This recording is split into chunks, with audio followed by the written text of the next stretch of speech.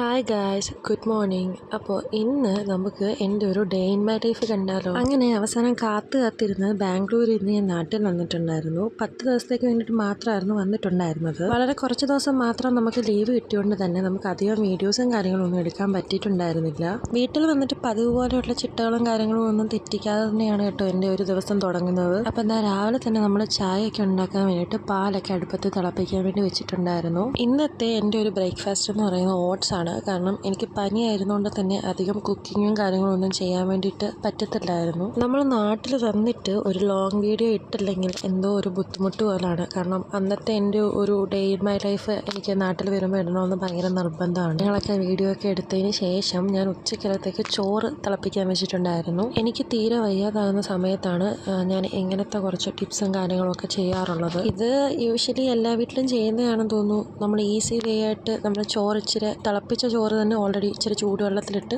തിളപ്പിച്ച് ഊറ്റിയെടുക്കും. അങ്ങനെയാണ് പൊതുവേ ചെയ്യാറുള്ളത്. പെട്ടെന്ന് തന്നെ ഫുഡിൻ്റെ കൂടെ കഴിക്കാൻ വേണ്ടിയിട്ട് തട്ടിക്കൂട്ട് എന്തെങ്കിലും സാധനങ്ങൾ ഉണ്ടാക്കണമെന്നുണ്ടായിരുന്നു. അപ്പോൾ ഇത് ഞാൻ യൂട്യൂബിൽ കണ്ട എന്തോ ഒരു ഐറ്റമാണ്. സത്യം പറഞ്ഞാൽ ഇതൊരു ചമ്മന്തി പോലെ അങ്ങനത്തെ ഒരു സംഭവം ഉണ്ടാക്കാൻ ഭയങ്കര സിമ്പിളാണ്. ഒരു പാൻ എടുത്തിട്ട് അതിലേക്ക് ഇച്ചിരി ഓയിൽ ഒഴിച്ചിട്ട് കുറച്ച് വെളുത്തുള്ളിയൊക്കെ ഇട്ട് മൂപ്പിച്ചെടുക്കണം. നമ്മൾ ഓരോന്നും സെപ്പറേറ്റ് ആയിട്ടിട്ടാണ് മൂപ്പിച്ചെടുത്ത്.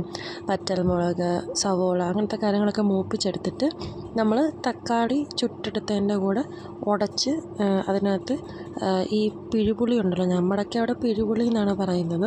അപ്പോൾ ആ പുളിയും കൂടെ ചേർത്ത് നമ്മൾ മിക്സ് ചെയ്ത് എടുക്കുകയാണ്. നമ്മൾ കൈകൊണ്ട് തന്നെ നമ്മളിങ്ങനെ ഉടച്ചെടുക്കുന്ന ഒരു ചമ്മന്തി ടൈപ്പാണ്. ഈ പിഴുപുളി എന്ന് ഞാൻ ഉദ്ദേശിച്ചത് വാളംപുളിയാണ്. നമ്മൾ ഈ മീൻകറിക്കൊന്നും ഇടുന്ന കുടംപുളി, ആ കറുത്ത ടൈപ്പ് ഉണ്ടല്ലോ, അങ്ങനത്തെ പുളിയല്ല ഞാൻ ഉദ്ദേശിച്ചത്. അങ്ങനെ ചോറിന് തട്ടിക്കൂട്ട് കാര്യങ്ങളൊക്കെ ഞാൻ ഒരു വിധത്തിൽ ഉണ്ടാക്കിയിട്ടുണ്ടായിരുന്നു. ബീൻസ് തോരൻ ഞാൻ നേരത്തെ ഉണ്ടാക്കി വെച്ചിട്ടുള്ളതായിരുന്നു കേട്ടോ. അപ്പോൾ ബീൻസ് തോരനും സാമ്പാറും മുട്ട ഓംലേറ്റും പിന്നെ നമ്മളുണ്ടാക്കിയ ചമ്മന്തിയൊക്കെ കൂട്ടിയിട്ടാണ് ഞാൻ ഫുഡ് കഴിച്ചിട്ടുണ്ടായിരുന്നത്. പിന്നെ അതിൻ്റെ കൂടെ ഞാനാണെങ്കിൽ പച്ചമോര് ഉണ്ടാക്കിയിട്ടുണ്ടായിരുന്നു. സത്യം പറഞ്ഞാൽ പനിയാകുന്ന സമയത്ത് നമുക്ക് ഈ പച്ചമോര് അങ്ങനത്തെ ടൈപ്സ് ഒന്നും കുടിച്ചുകൂടാ, അങ്ങനത്തെ കറികളൊന്നും കൂട്ടിക്കൂടാന്നാണ്. പക്ഷേ ഞാനെന്തോ അതും കൂട്ടിയാണ് കഴിച്ചിട്ടുണ്ടായിരുന്നത്. അങ്ങനെ ഫുഡൊക്കെ കഴിച്ച് കഴിഞ്ഞിരുന്നപ്പോഴാണ് ഞാൻ എൻ്റെ ഫേസൊക്കെ ശ്രദ്ധിക്കുന്നത്. ഭയങ്കരമായിട്ട് ഡള്ളായിട്ടുണ്ടായിരുന്നത്. ഇത് സംഭവം സാധാരണ ഒരു ഫേഷ്യൽ രാസറാണ്. ഇത് 3 എണ്ണമായിട്ട് നമുക്ക് കിട്ടും. ഒരു പാക്കിനകത്ത് തന്നെ 3 എണ്ണമായിട്ട് കിട്ടുന്ന ഒരു ടൈപ്പാണ്. വയ്യാതെ കിടന്നുകൊണ്ട് തന്നെ സ്കിന്നൊന്നും നോക്കാൻ പറ്റിയിട്ടുണ്ടായിരുന്നില്ല. അപ്പോൾ അതിൻ്റേതായി എല്ലാ പ്രശ്നവും എൻ്റെ മുഖത്ത് കാണാനായിട്ടുണ്ടായിരുന്നു. ബാംഗ്ലൂരിൽ നിന്ന് ട്രാവൽ ചെയ്ത് വരുന്ന സ്റ്റുഡൻസിനൊക്കെ അറിയാം, അവരുടെ മേക്കപ്പ് സാധനങ്ങൾ,